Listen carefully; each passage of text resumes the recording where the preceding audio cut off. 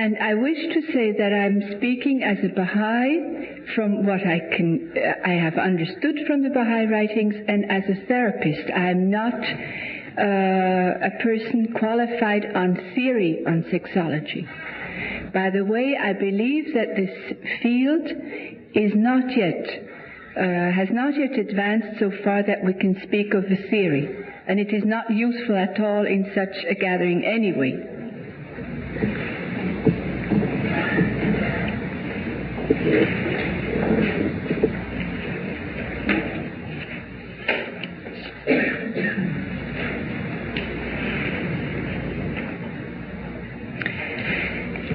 But if we live what we believe to be our perception of the whole field of sex in the Baha'i view and light, we offer a very precious thing to the world. But the condition is that we try sincerely to live it ourselves. This whole field is one of the most recent fields of emancipation of humanity. That is, emancipation from traditional beliefs, which explains why certainly the West is so much hipped on this field. I don't know if this is an expression which is understood. Which means that really, when you are hipped on something, you cannot understand it, because it is too much in front of your eyes, and you do not have a healthy distance from it.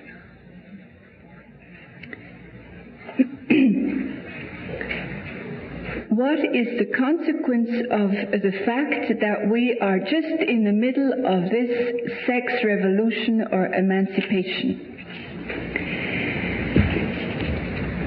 The gap of transmission between generations is widening at a very great rate. And in consequence, there is no more or very little transmission of values associated with sex from one generation to another. I very often say that people are separated from at least 2, if not 2.5 generations from their parents in this way.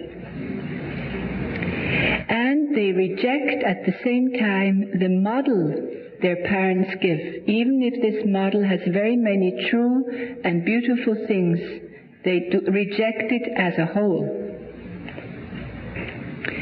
Sex has become a pseudo-religion. Dr. Danesh has spoken about all kinds of religions?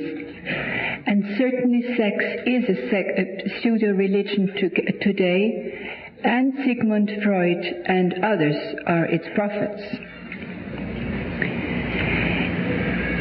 The importance of sex is overrated in marriage.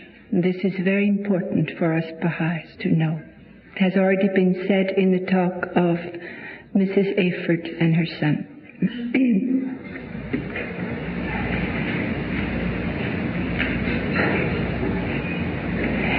There is a vindication of very many people for happiness and fulfillment in sex without understanding at all the span of sex and its ingredients.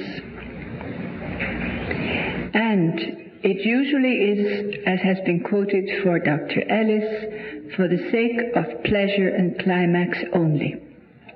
That is, for only egocentric goals. And if their sex lives have not, or their sex life is not fulfilled, people believe that their marriage, or if they're not married, their partnership and their life has not attained their objective. And of course, if you sum up all of these things, it is not at all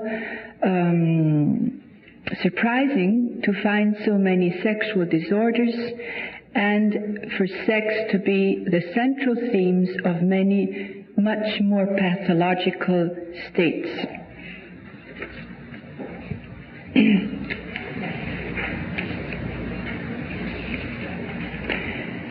I like to turn to the letter of the Universal House of Justice of the 6th of February 73, which you will find in the second volume of Wellspring of Divine Guidance on this subject. It has already been quoted, I think, by Dr. Smith as having been given probably to a psychiatrist in the West.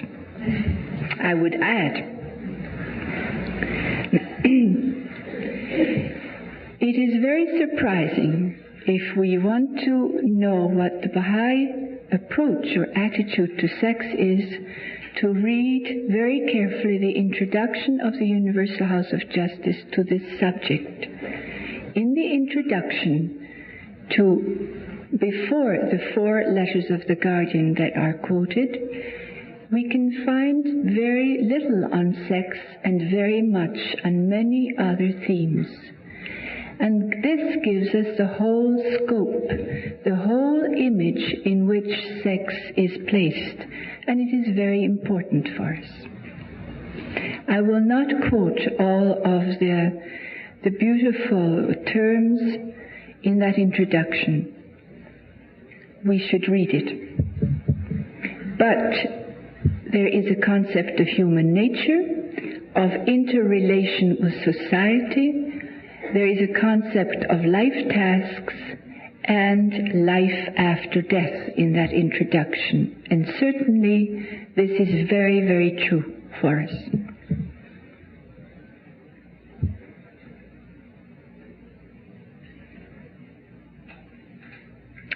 In the letters of the Guardian, we find precise and astoundingly simple replies to the relationship between sex and marriage and on sexual deviations.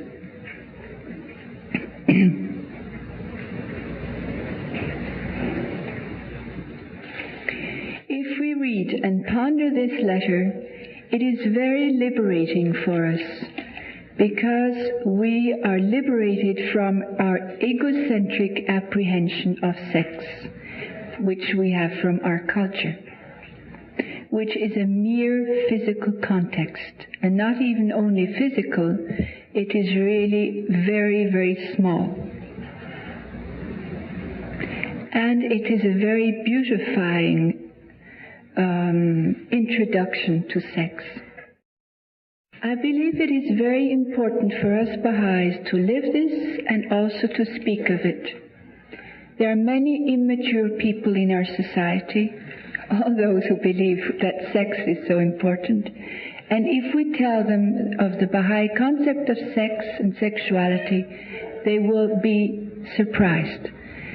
I told a colleague, certainly a very immature colleague, about the Baha'i faith. And I mentioned many things. It was, maybe I told him in 5 minutes or so, and then he didn't want to know more. And an hour later, another colleague asked this same person what the Baha'i faith was about. And this person said, "Oh, it's a faith where sex is not guilt-ridden." And that was all that he had retained. But that is important. When we are trying to understand something, the most well-known way is to define what it is not. This is our way today. Now, these are my beliefs. I believe that the Baha'i concept and view of sexuality and sex is not stained with the blemish of original sin. It is not guilt-ridden. It is not for reproduction only. And it is not for pleasure only. And I would be happy if somebody has complementary views or other views to learn.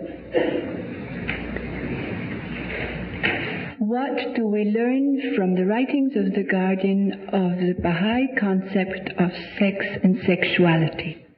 that our faith values the sex impulse. These are the words of the guardian. And that sex, I don't know if it's sexuality or sex life, you should read it, is a natural right. These are the two terms. And that it should not be suppressed, but controlled and regulated. These again are the words of the guardian. And how do we attain this very beautiful state?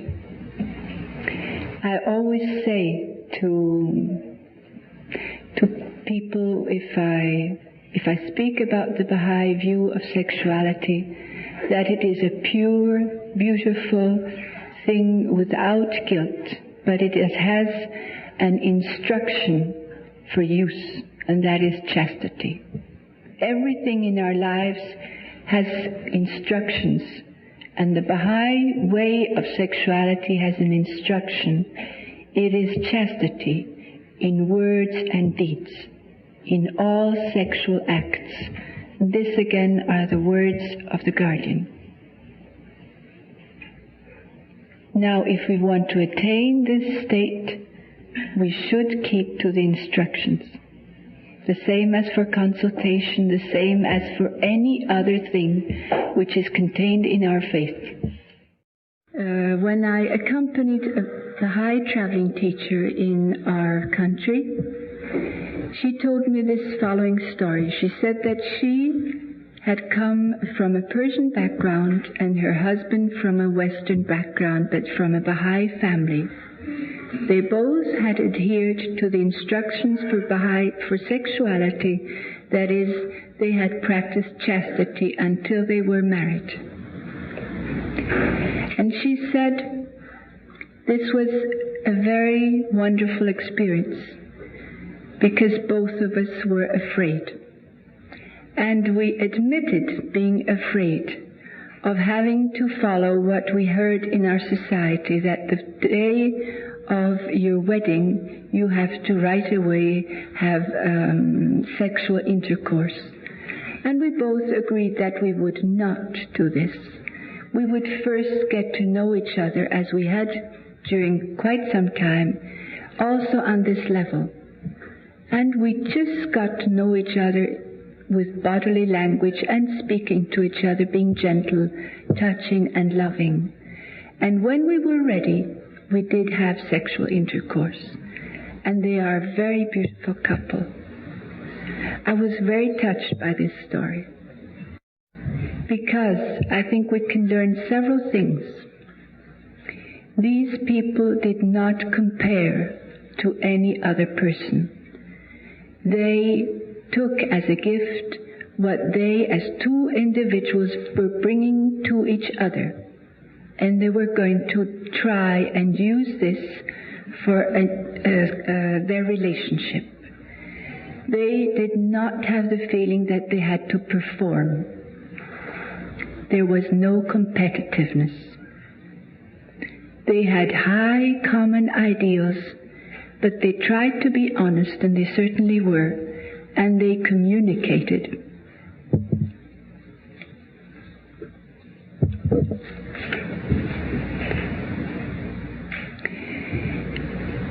From my practice, I usually distinguish between sex as being an act and our sexual identity. I think it is important for us also as Baha'is to become more and more true in our sexual identity.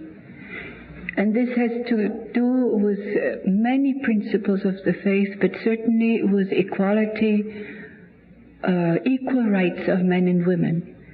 But we as Baha'is have a difficult task, because we are we are approaching a new model. And we learn to have a new identity.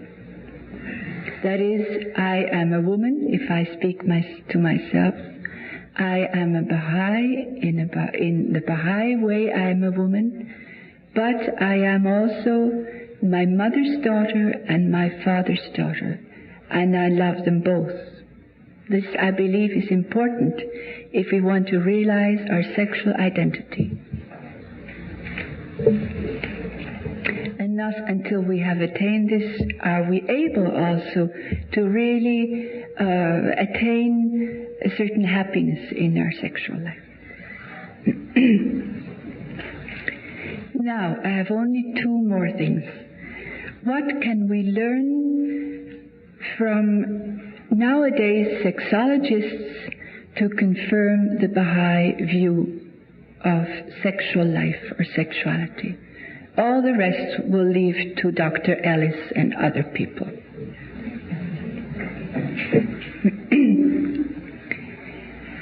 Sex is a way of communicating.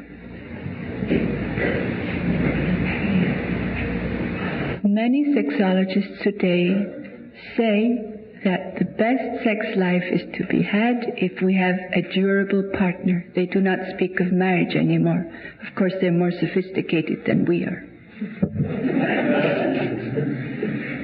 But they say a durable partner. Did you say durable? We learn that sex life in adolescence is most often destructive because adolescents use it for other purposes.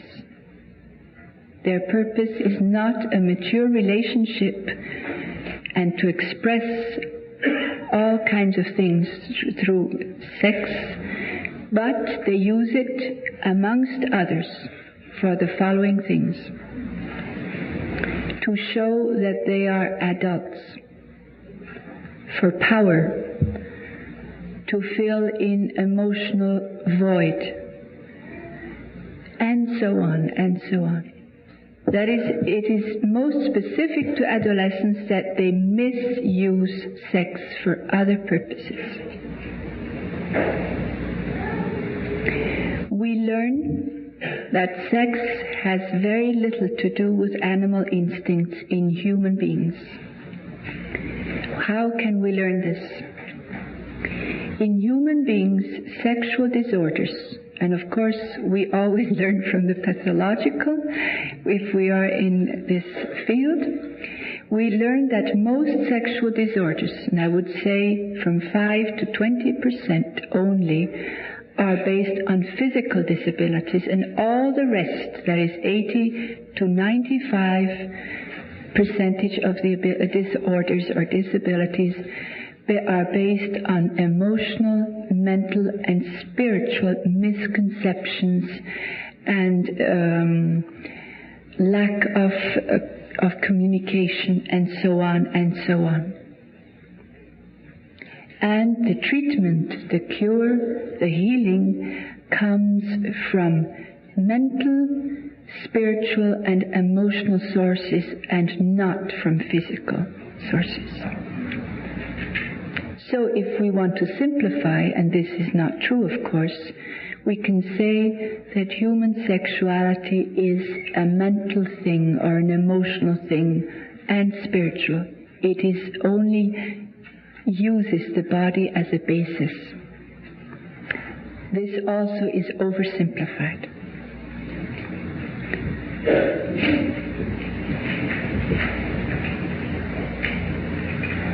And we learn from sexologists today that sexual disorders stem from egocentric misconceptions about oneself, about one's partner, about one's relationship, and so on.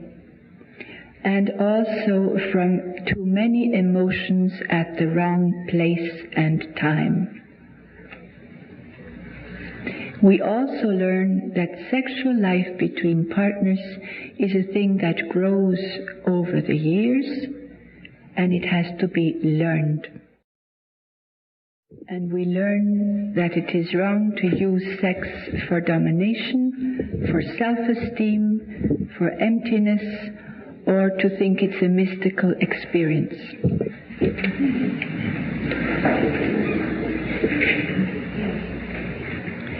My own experiences as in this field is that it is a wonderful way to learn things, to learn to use our bodies and to appreciate the value of our bodies. We live in a very verbal society that does not know how to communicate. So we learn to touch and use real good communication also in a verbal way. It teaches us to accept our station as a human being and as a daughter or a son of two persons. It teaches us to accept our own selves and our partner to a greater extent. It gives us a unique bond which helps us to master our life tasks with more joy and calmness. It makes us more creative.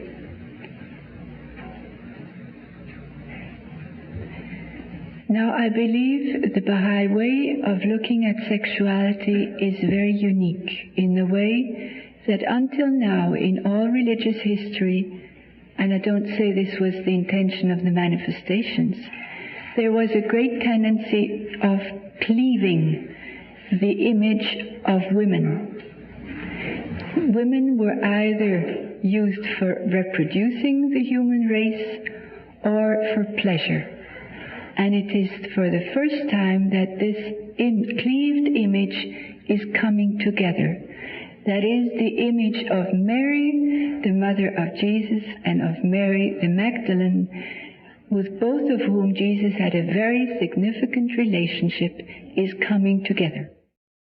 And in this way, we are doing away with this notion of celibacy and also with many sexual disorders.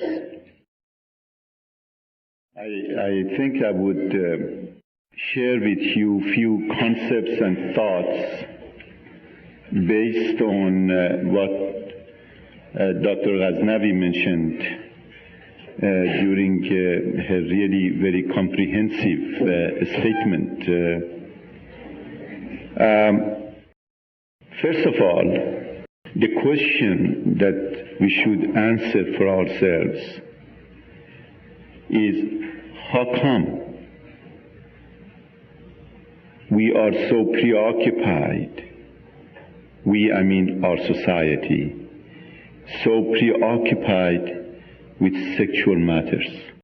And there are at least two reasons that merits our attention.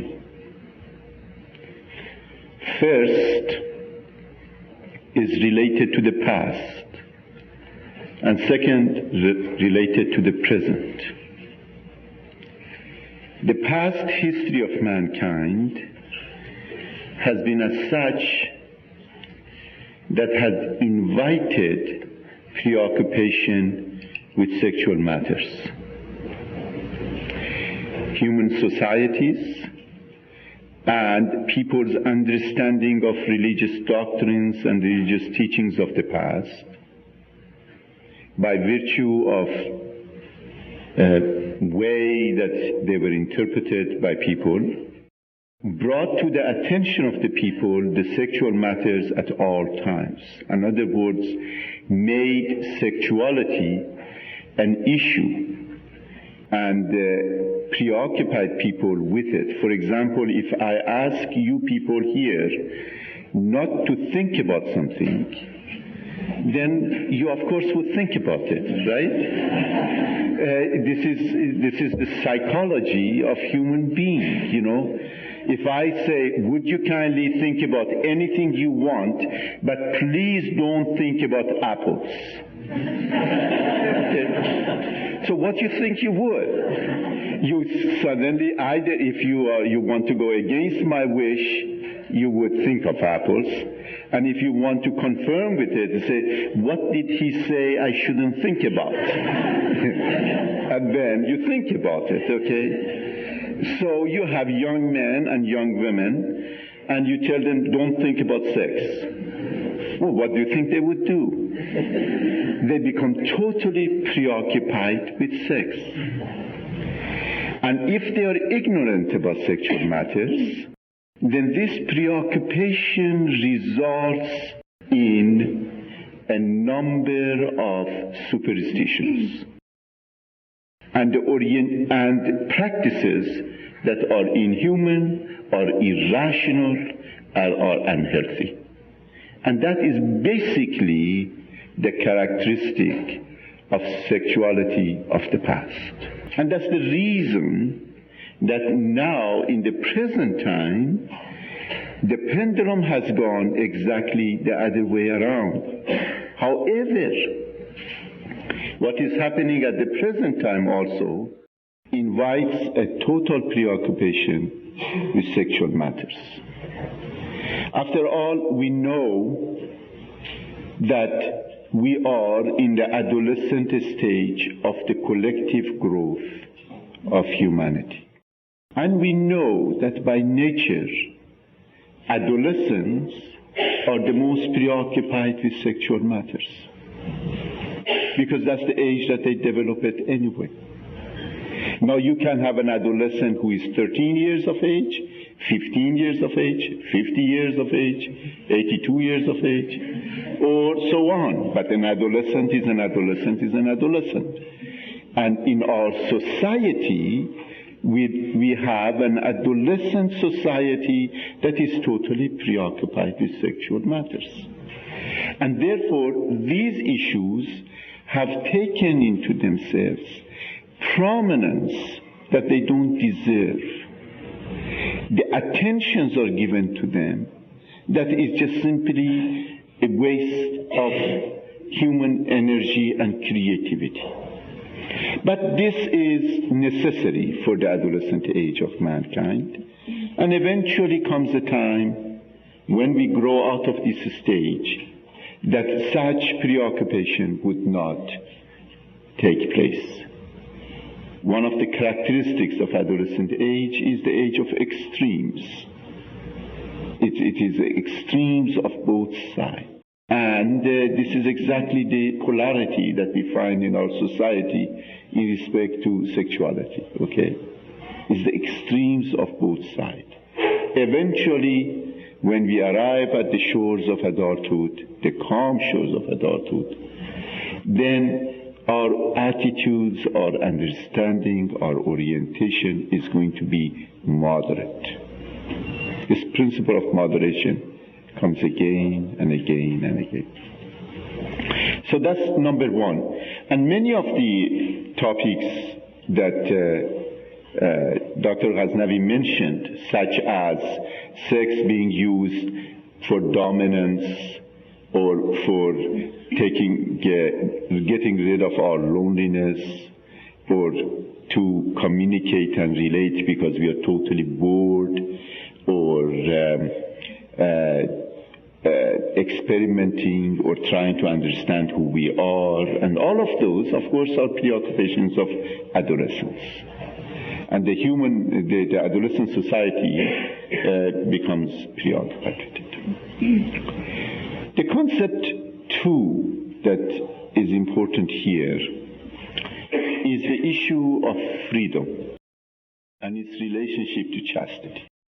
You know, one of the given rights of the Western societies, and one of the ideals that is cherished to the highest level, is that of individual freedom.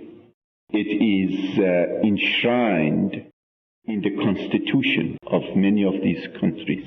It is a concept that it is believed to be of the highest level of importance by thinkers of this part of the world, and by that matter all over the world, but especially in the West.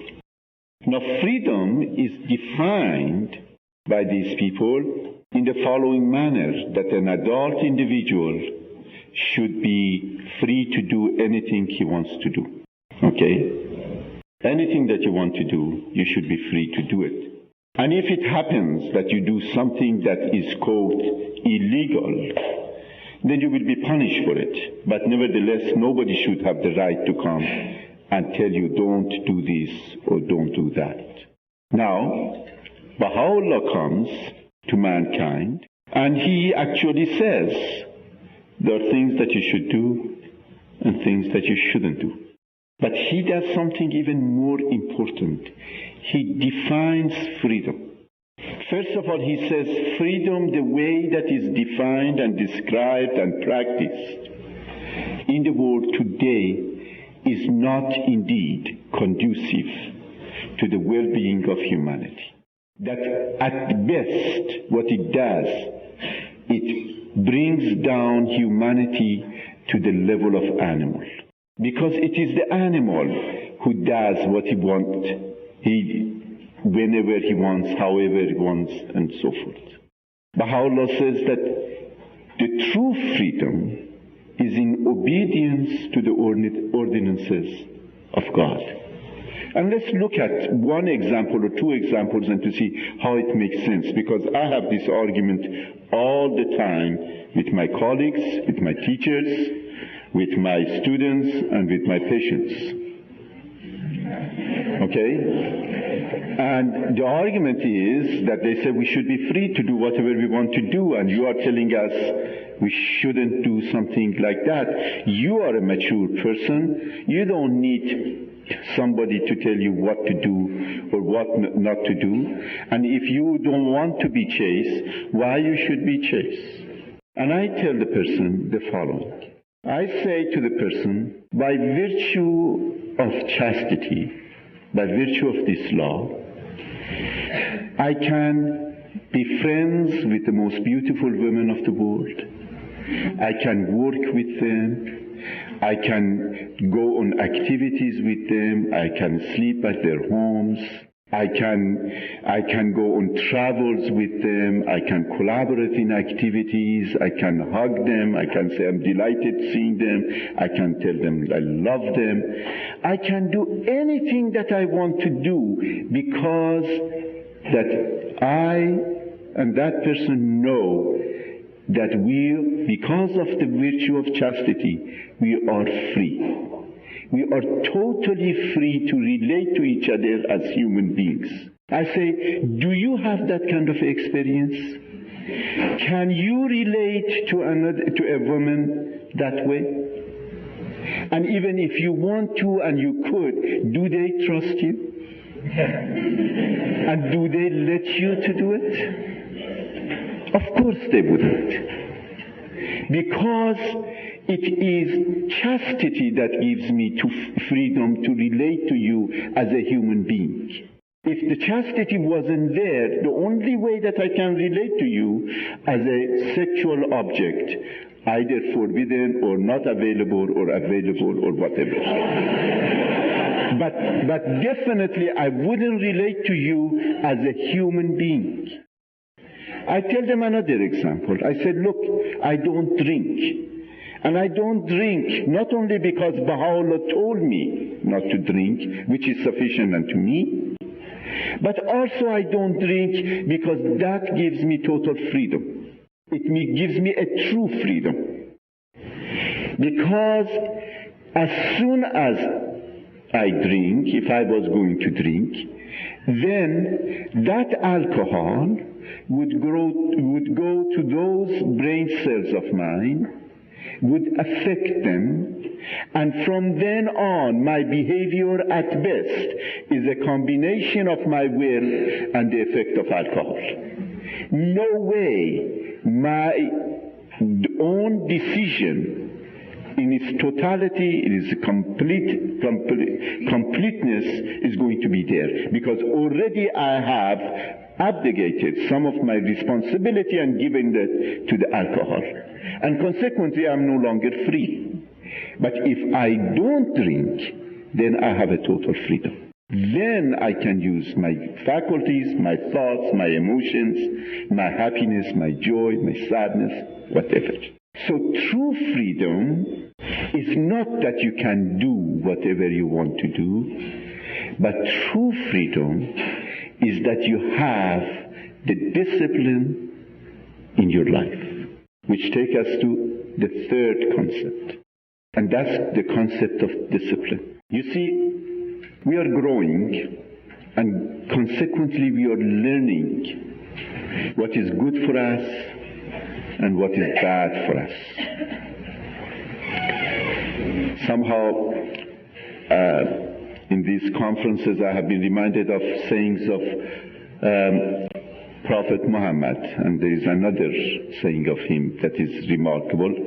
He says there are a lot of things that you think they are good for you and in reality are bad for you, and there are a lot of things that you think they are bad for you and reality are good for you. And that's indeed the process of growing and maturing and realizing those principles. It's exactly like the child who wants the candy, and the parent says no. The child thinks that the candy is good for him, but the parents know that in reality it's not good for him. Okay? Because so many disciplines, so many other dimensions involved. Okay. Now, we have learned through grace of God and through our own capacity to think and comprehend that if we want to be a healthy human being, we have to have discipline and knowledge in respect to our physical well-being. For example, we are gradually becoming aware that there are foods that are good for us and there are foods that are not good for us, and even those foods that are good for us only to a given extent and on a given time and at a special time. You cannot give a big piece of meat full of protein to a 2-month-old baby. The baby would die. That's simply, just put a chunk of beef in baby's mouth and see what happens. You do an experimentation, like our friend this morning was suggesting. He wasn't suggesting exactly that kind of a scientific method, Peter Morgan, but nevertheless that would be a scientific method. The idea is that we are gradually learning that in order to be physically healthy, we have to have discipline, we have to have knowledge, and we have to have processes that are gradual, one after another. Okay? We know in our society that if we really want to become a complete being, we have to also discipline ourselves in respect to our education, in respect to our intellectual capacities. That if we want to grow, we have to first of all learn, and if we want to learn, we have to learn it in orderly manner. That's the reason that the teacher in the first grade doesn't teach algebra, even though he knows it. Okay? The reason that he doesn't teach it is not because he doesn't know it. It's because those kids have to learn ABC. That's why. And if he does try to teach algebra, the result is that the child wouldn't learn. So the learning process requires discipline on the one hand and a progressive order on the other hand. If we don't follow it, it just simply is not successful. It is the most successful when there is that discipline and when there is that progressive order. Okay?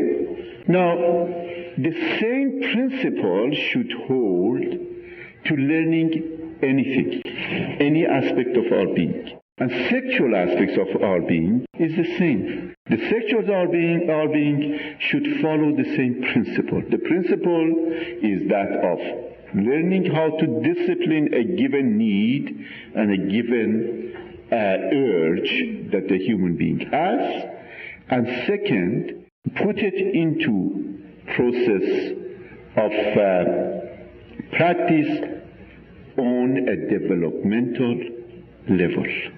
Okay? But that's very important.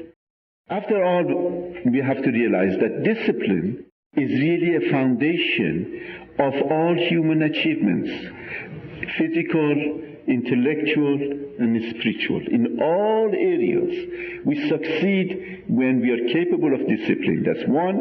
And when we are patient. And we go 1, 2, 3 in order. As soon as you try to jump 10 stairs up, you just fall down. Okay? It just simply doesn't work. Now, that applies to the issue of sexuality as well. So combining these principles together, remembering that we live in an age of adolescent mankind and therefore the preoccupation with sexuality is really abnormal and it is a passé, realizing that most of the sexual problems that people go to doctors for are because of that very problem of adolescent level of growth and maturity. That's number 2. Realizing that like every other human endeavor and human achievement, we have to follow the processes of self-discipline and be aware of this developmental nature of all aspects of our life. And finally realizing that those principles that are given in the writings of the Bahá'í Faith, aside from the moral aspect of it, and I'd like to say something about that, also in reality, scientifically speaking, they are indeed what constitutes the truth about a given thing. For example, what is the true freedom? And I gave you the example of chastity and not drinking.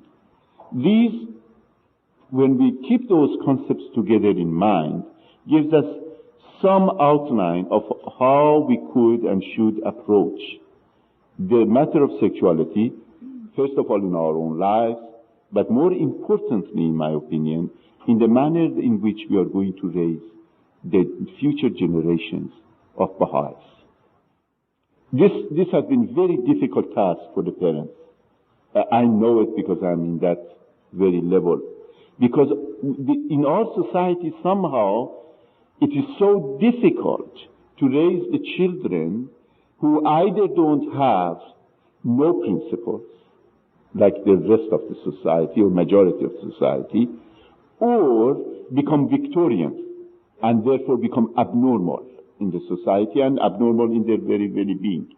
We have to understand these dimensions in such a way that eventually we inculcate in the person, in the growing individual, the capacity and love, on the one hand for self-discipline, and on the other hand for this patience that anything that we want to achieve would go through its developmental stages, and there is a time for everything in one's life.